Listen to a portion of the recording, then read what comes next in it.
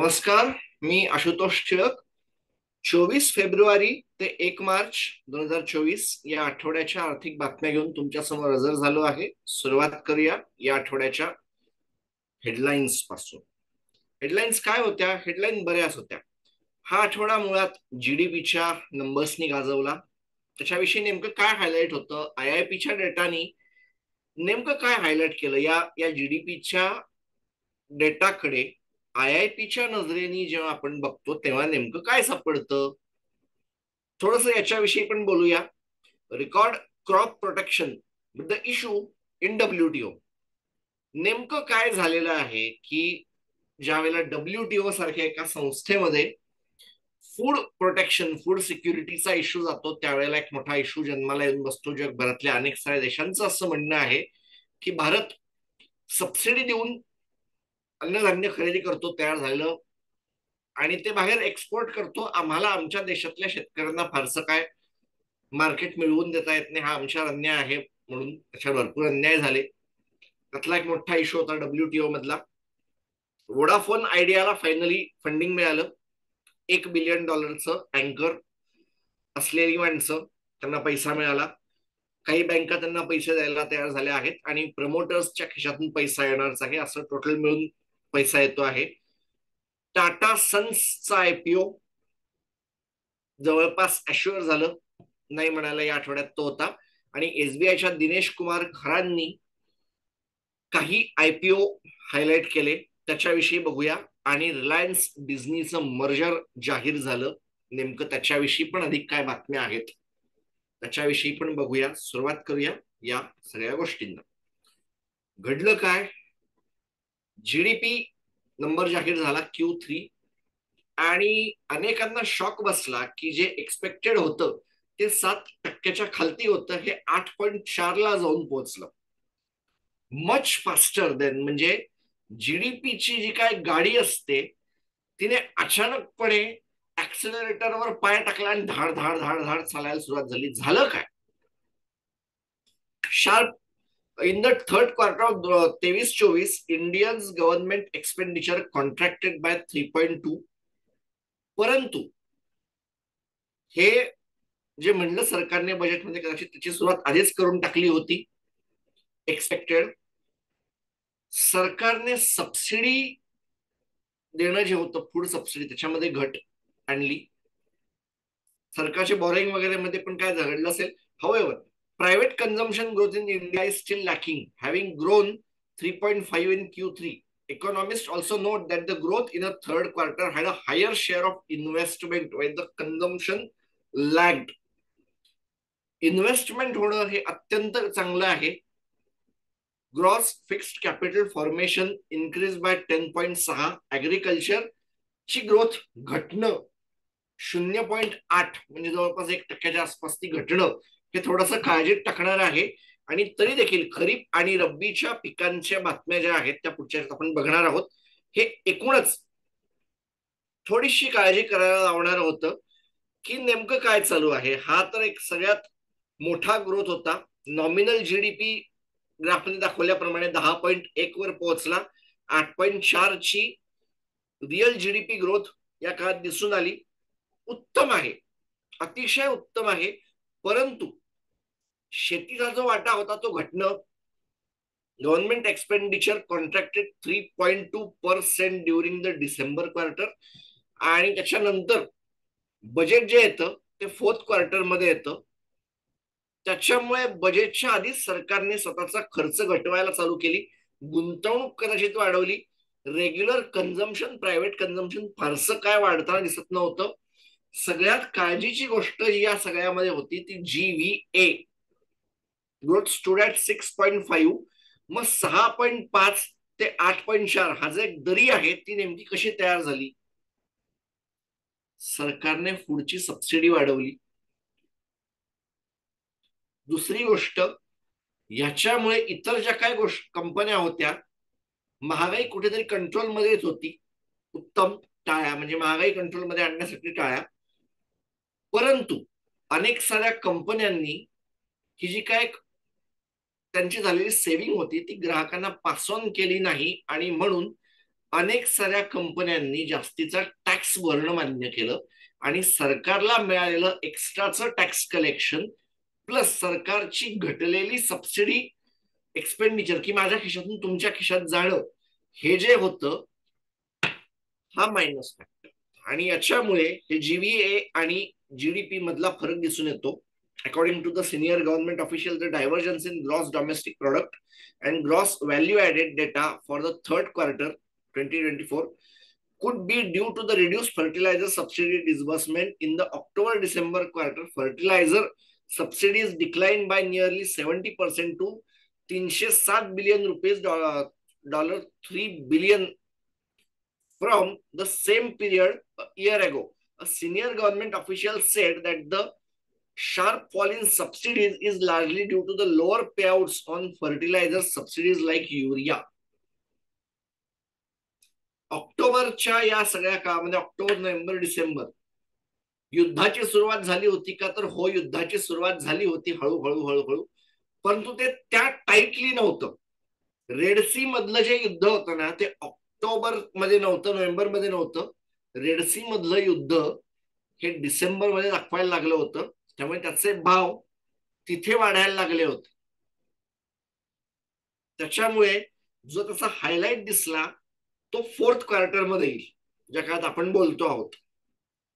आणि म्हणून याच्यामधला हा जो फरक तुम्हाला दिसला याचा मोठा फॅक्टर हा तिथून आला की फर्टिलायझरच्या सबसिडी, काही प्रमाणावर फूड सबसिडी आणि कंपन्यांनी पास ऑन न केलेली त्यांची सेव्हिंग्स, याच्यामुळे हे आलं आहे. काळजीचं आहे.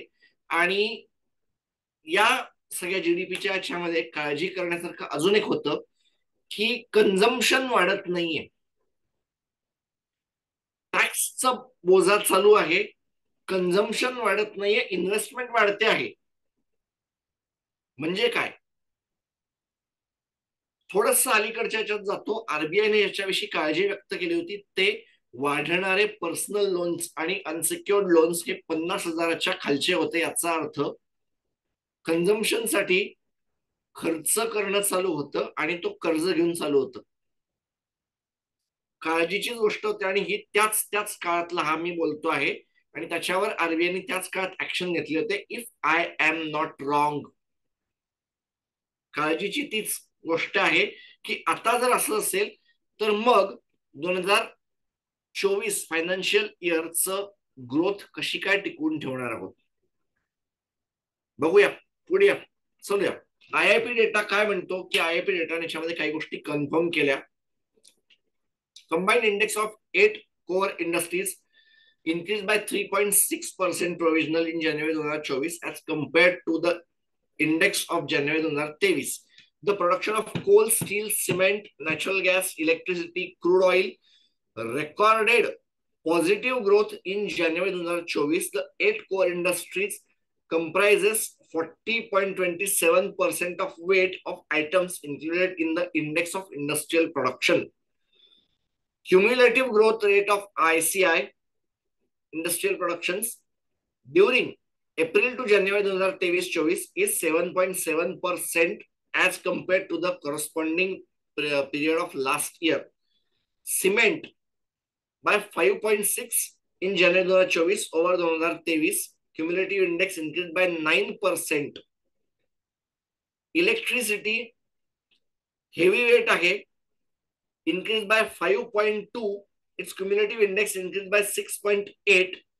आणि इलेक्ट्रिसिटी 6.8. तिकडे जीडीपीची ग्रोथ 8.4, जीव्हीए 6.5% आसपास.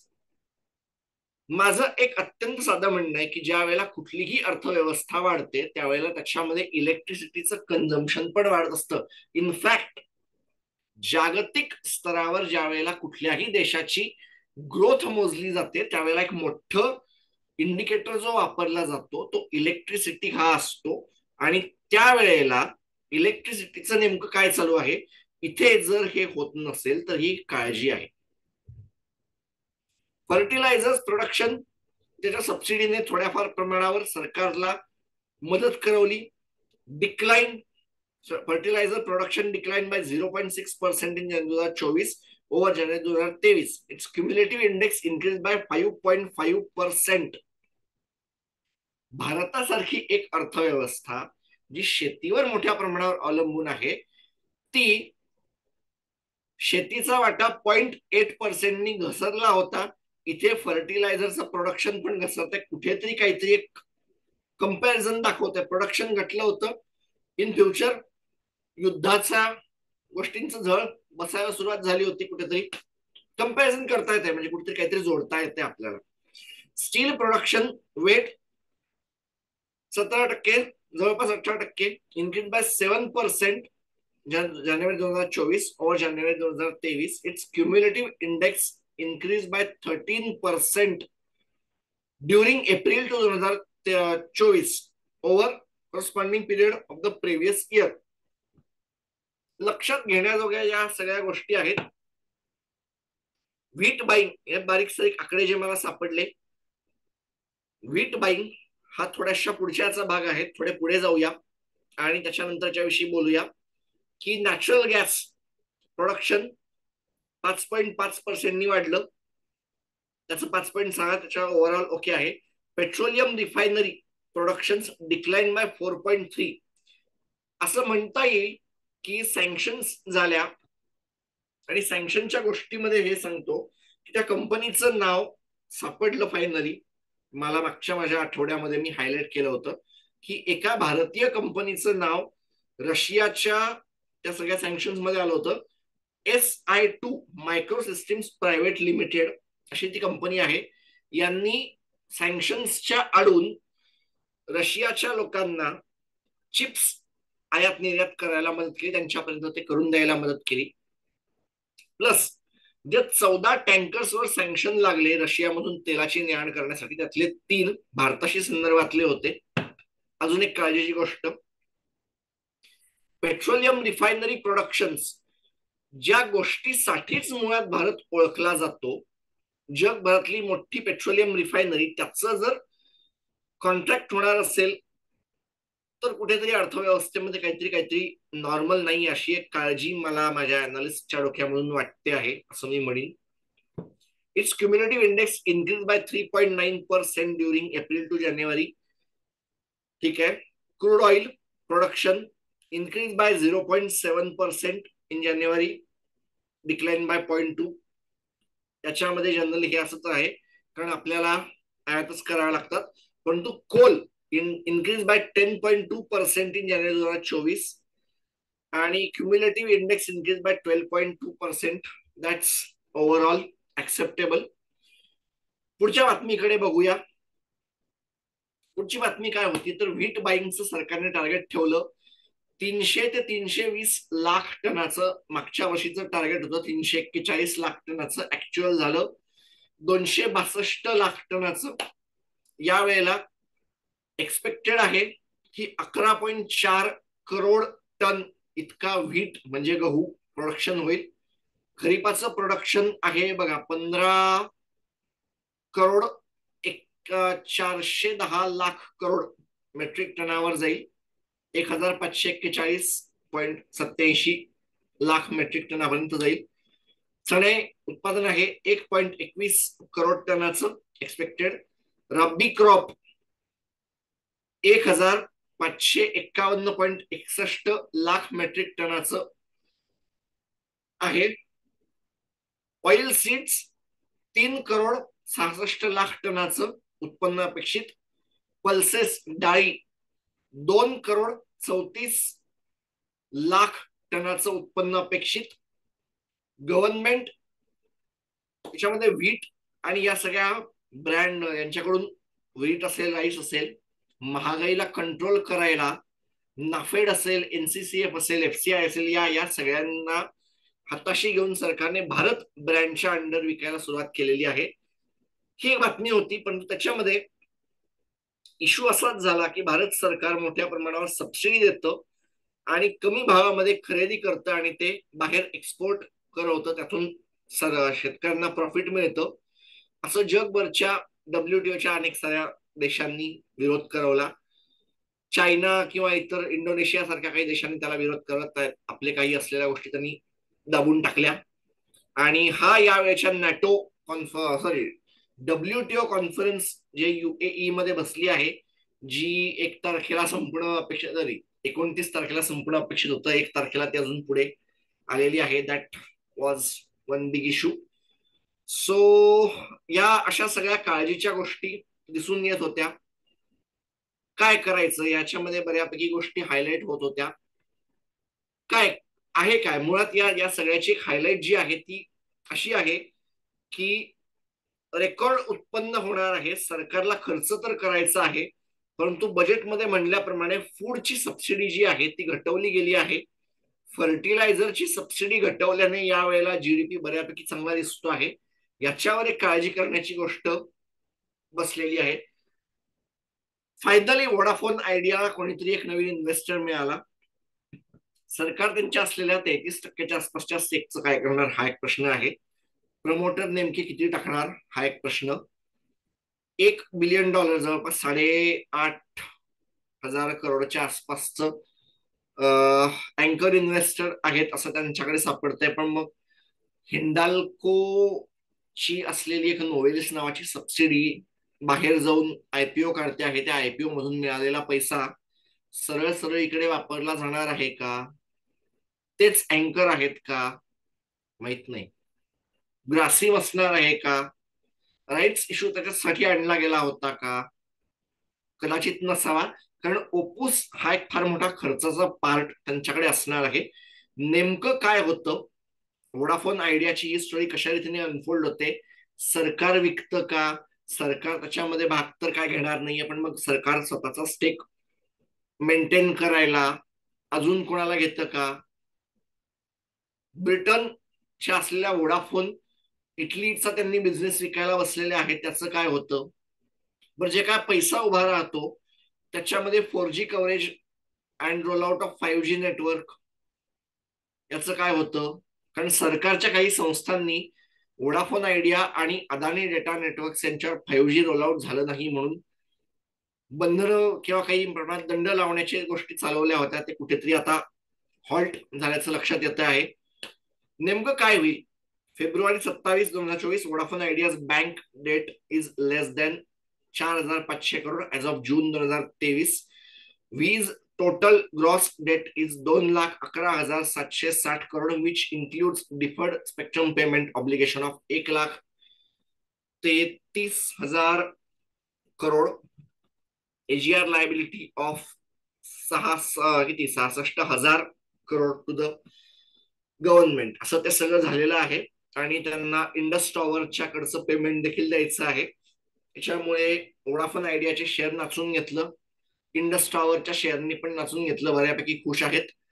आणि असं सगळं आहे. आणि या सगळ्यामध्ये अशी एक थोडीशी संपादकीय तळटी. वोडाफोन आयडियाच्या मालकांना थोडस आधी घेता येत नव्हतं का, त्या बिचाऱ्या अमेरिकन टॉवर कॉर्पोरेशनला त्यांचं सगळं इन्व्हेस्टमेंट लॉस मध्ये विकून बाहेर जावं लागलं. हे भारताच्या मार्केटसाठी काय फार योग्य नाही. भविष्यामध्ये ज्या वेळेला तुम्हालाच टॉवरची गरज लागेल त्यावेळेला नेमके काय होणार आहे, डोंट नो. ठीक आहे. सध्या आयपीओज एव्हरीवेअर असं सगळं करण्याची सिच्युएशन आलेली आहे. आणि Tata Sons holding company, Tata group is considering selling 5% of its shares through an initial public offering. IPO is expected to raise approximately 55,000 crore, making it India's largest IPO by issue size if successful. Problem असा आहे की 5%च विकले जाणार आहेत ना. Fresh equity असेल का OFS चा भाग पण असेल. कारण हे सगळं करताना मला काही गोष्टींची हायलाईट व्हायला लागली. As of September 2023 Reserve Bank of India requires Tata Sons to list by September 2025. Issue असा झाला होता की त्यांचं अप्पर लेवल फायनान्शियल कंपनी असं काहीतरी RBIने त्यांना मेन्शन करवलं होतं. त्याच्यामध्ये त्यांचं नाव आल्याने त्यांना आज ना उद्या लिस्ट करावं लागणार आहे. आणि याच्यामध्ये झालं असं की ज्या वेळेला टाटा ग्रुप आणि शापूरजी पालोनजी मिस्त्री यांच्यामध्ये भांडणं चालू होती.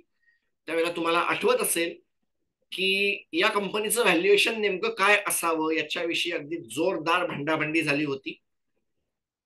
सायरस मिस्त्री यांची शापूरजी पालोनजी ग्रुपचं म्हणणं की 1,75,000 करोड असं त्याचं व्हॅल्युएशन आहे. टाटा ग्रुप त्यांना व्हॅल्यू द्यायला तयार बसला होता 80,000 करोड. आणि त्यावेळेला माझ्या एका व्हिडिओमध्ये किंवा एका ब्लॉग मध्ये मी असं म्हणलं होतं की दोघांचे व्हॅल्युएशन एका लेवलला खरं आहे. कारण अनलिस्टेड कंपनी ज्या वेळेला जाते अशा काही ट्रेड करायला त्यावेळेला एक छोटासा डिस्काउंट करावा लागतो. टाटांच्या बाबतीमध्ये डिस्काउंट हा थोडा जास्त झाला. आणि मला आता असं वाटतं की शापोरजी पालोनजी ग्रुपला कुठेतरी त्यांनी सांगितलेल्या व्हॅल्युएशनच्या जवळपास परत मिळणार आहे. जर आयपीओ मध्ये विकलं तर ठीक, आयपीओच्या बाहेर विकलं तर नेमकं काय परिणाम होईल? कारण मार्केटला माहित आहे की एक ओव्हरहँग बसलेला आहे तयार. या घटनेकडे पण लक्ष ठेवावं लागेल आपल्याला. नेमकं अजून पुढे काय होणार? आयपीओ फक्त एवढे नाही आहेत. एसबीआयच्या लोकांचा पण एक आयपीओ आहे, एक नाही दोन. आपल्याला एसबीआय जनरल इन्शुरन्सचा आयपीओ माहित होता. बाजारामध्ये आयसीआयसीआय लॉम्बार्ड आहे. एर्गो नाही आलेला पण सरकारची न्यू इंडिया इन्शुरन्सचा आयपीओ आलेला आहे. एका इन्शुरन्स कंपनीचा आयपीओ आलेला आहे. एका हेल्थ इन्शुरन्स कंपनीचा स्टार हेल्थ अँड अलाइडचा आयपीओ आलेला आहे. आणि त्याच्यानंतर एसबीआय कार्ड्स अँड पेमेंट्स आणि एसबीआय लाईफ इन्शुरन्स असे त्यांचे दोन आयपीओ आता बाजारामध्ये येऊन गेले, आधी लिस्ट झाले. वाचत असताना तुमच्या असं लक्षात येईल की एसबीआय पेमेंट्स असं पण एक मेन्शन आहे. त्याची व्हॅल्यू अराउंड 45,000 करोड. तुमचं म्हणणं आशुतोष हे काय करतो आहेस? एसबीआय कार्ड्स अँड पेमेंट्सचा आयपीओ येऊन गेला असं पण म्हणतो, ते पण म्हणतो मान्य. ज्या वेळेला मी कार्ड घेऊन जातो त्यावेळेला मला ते स्वाईप करावं लागतं किंवा ते टच करावं लागतं. एक पीओएस मशीन असतं. ते पीओएस मशीनसाठी मला सगळ्या मर्चंटशी असलेलं कनेक्शन मेंटेन करावं लागतं. हे आणि असे अनेक साऱ्या गोष्टी जी कंपनी बघते किंवा जे बिझनेस चालतात किंवा आजकाल थोड्याफार प्रमाणावर पेमेंट म्हणजे याला एटीएम पण येईल का मला मला माहित नाही, पण एमडीआर चं मशीन किंवा जे पीओएस मशीन जे येतं त्याचा हा आयपीओ असावा. त्यांचं डीआरएचपी मला वाचावं लागेल, म्हणजे अजून तर आलेलं आहे. मी डीआरएचपी अगदी वाचीन आणि त्याच्यावर एक रिपोर्ट जरूर करेन.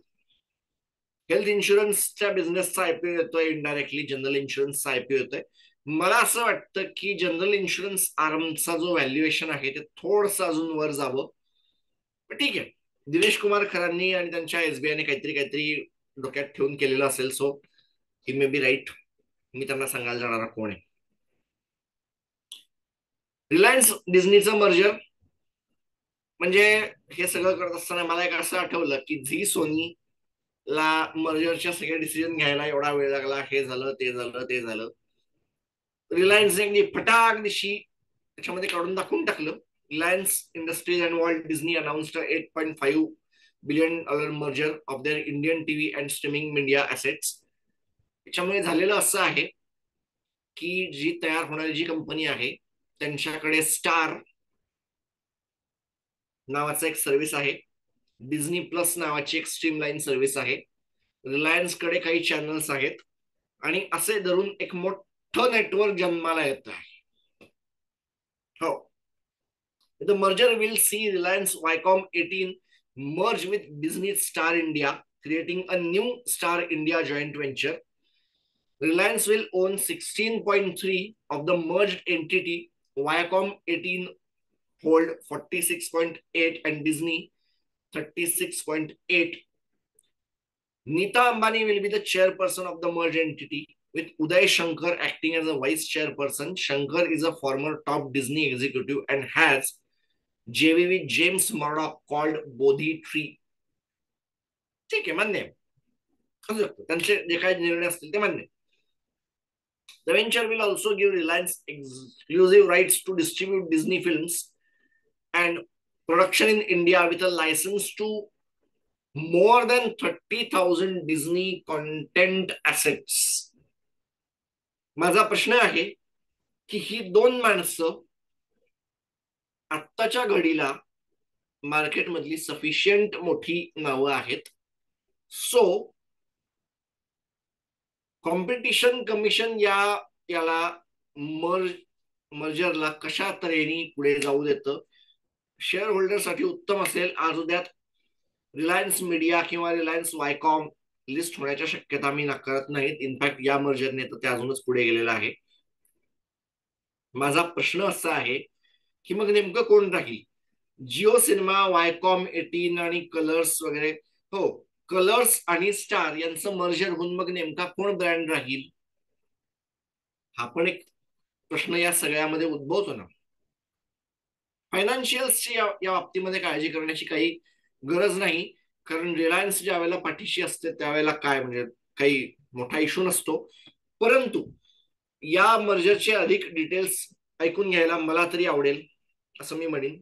चला या पुढच्या बातमीकडे. बातम्या आय थिंक इथे संपल्या. इंडायसेस अँड कमॉडिटीज सेगमेंटकडे आपण आलो आहोत, लास्टच्या सेगमेंटला.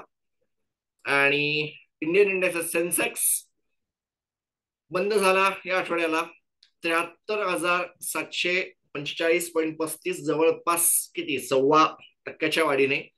आणि जवळपास हीच वाढ होती या मागच्या शुक्रवारची. निफ्टी 22,338.75, जवळपास 1%, पाऊण टक्क्याच्या वाढीने बंद झाला. लाल मध्ये बंद झाला असता जर शुक्रवारची वाढ नसती. परंतु ही जी ग्रोथ होती ही लार्जली फक्त एका स्पेसिफिक सेक्टरची वाढ होती, हे पुढच्या माझ्या काही ग्राफमध्ये दिसून जाईल. निफ्टी बँक जवळपास 1%ची ग्रोथ घेऊन बंद झाला 47,286.90ला. निफ्टी फायनान्शियल सर्व्हिसेस बंद झाला 2/3% वाढीने 20,842.70ला. त्याच्यानंतर काही ठराविक इंडेक्सची असलेली ही वाढ होती असं दाखवत आहे, कारण finally S&P BSE mid cap बंद झाला डाऊन मध्ये, लाल मध्ये 39,696.49ला. आणि S&P BSE स्मॉल कॅप 45,532.46, जवळपास 1.25% डाऊन घेऊन बंद झाला. आणि इथे एक बातमी हायलाइट करण्यासारखी आहे. सेबीचं असं म्हणणं आहे की तुम्ही small and mid captcha mutual फंडात पैसे गुंतवू नये, आणि त्याच्यासाठी सेबी वेगवेगळ्या गोष्टी करायला तयार झाली आहे. एक त्यांचं व्ह्यू त्यांनी मान्य टाकलेलं आहे, आणि त्याच्यामधला एक हायलाइट असा आहे की स्मॉल अँड मिड कॅपचे म्युच्युअल फंड विकायला एजंट्सना जे कमिशन दिलं जातं ते घटणं ठीक आहे, म्हणजे ते घटेल. पण जे आत्ता आहे त्याचं काय, किंवा ज्या लोकांना त्याच्यामध्ये हात घुमाव पैसे कमाव टाईप वाटायला लागलेलं आहे, जादू असं काहीतरी वाटायला लागलेलं आहे, त्यांचं काय? कारण हे दाखवून याच्या बळावर अनेक सारे रिटेल इन्व्हेस्टर्स, अनेक सारे लोक हे म्युच्युअल फंडाकडे वळलेले आहेत. आणि आजच्या घडीला म्युच्युअल फंडाचा पैसा हा मोठ्या प्रमाणावर इन्शुरन्स नाही तर पेन्शन फंडाचा पण पैसा बाजारात लागलेला आहे. त्यांचं काय? असल्या पण काही गुंतवणूक केली असेल ना. हायलाइट प्रायव्हेट बँक 23,688.85 ला बंद झाला, जवळपास 1%च्या वाढीने. आणि निफ्टी PSU बँकेमध्ये ग्रोथ इतकी बारीक होती की ती पिप्स आणि बिप्स मध्ये मला मोजावी लागेल. जवळपास फ्लॅटच होता 7,080.75ला निफ्टी PSU बँक फ्लॅट होता.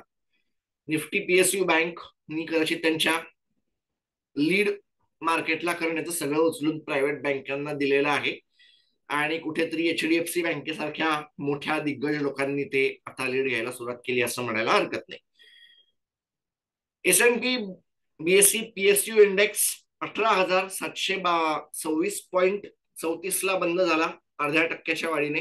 S&P BSE 500 बंद झाला 32,180.25ला, जवळपास 0.5%च्या वाढीने.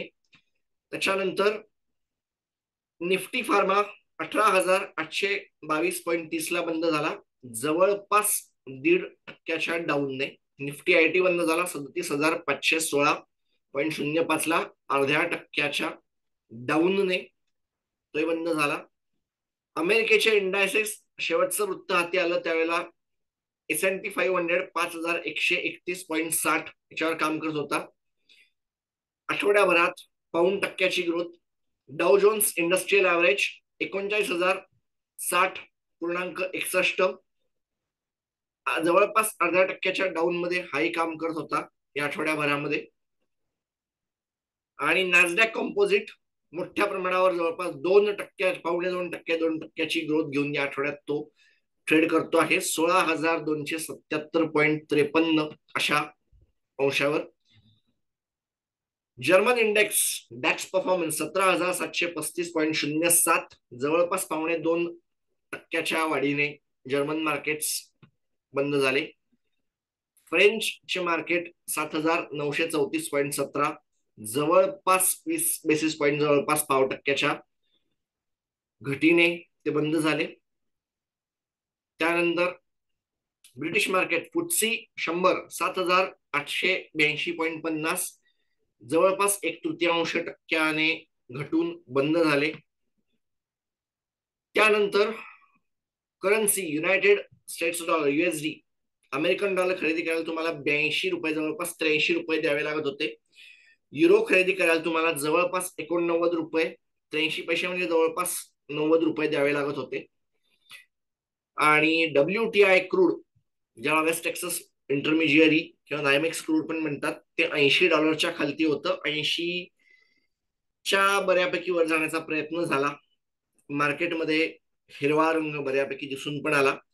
ब्रेंट क्रूडचे प्राइस या मागच्या काही दिवसामध्ये $82 आणि $83-84 पर्यंत जाण्याचा प्रयत्न झाला, परंतु ते मागच्या शेवटचं वृत्त हाती आलं त्यावेळेला $82च्या आसपास ते फिरत होते. अधिक हेनरी हब नॅचरल गॅस जवळपास $2 पर MMBTU असं त्याचं ते होतं. गॅसमध्ये मोठ्या प्रमाणावर महागाई येते आहे. अमेरिकेमध्ये हिवाळा संपायला लागला आहे आणि त्यांच्याकडे आता गरमी सुरू झालेली आहे.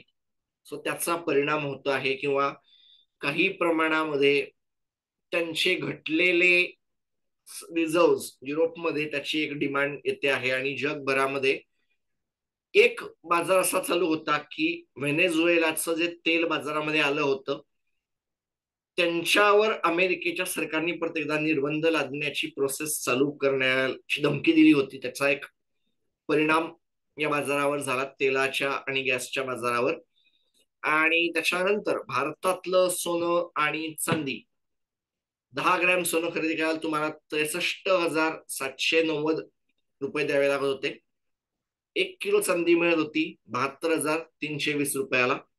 या होत्या या आठवड्याच्या बातम्या.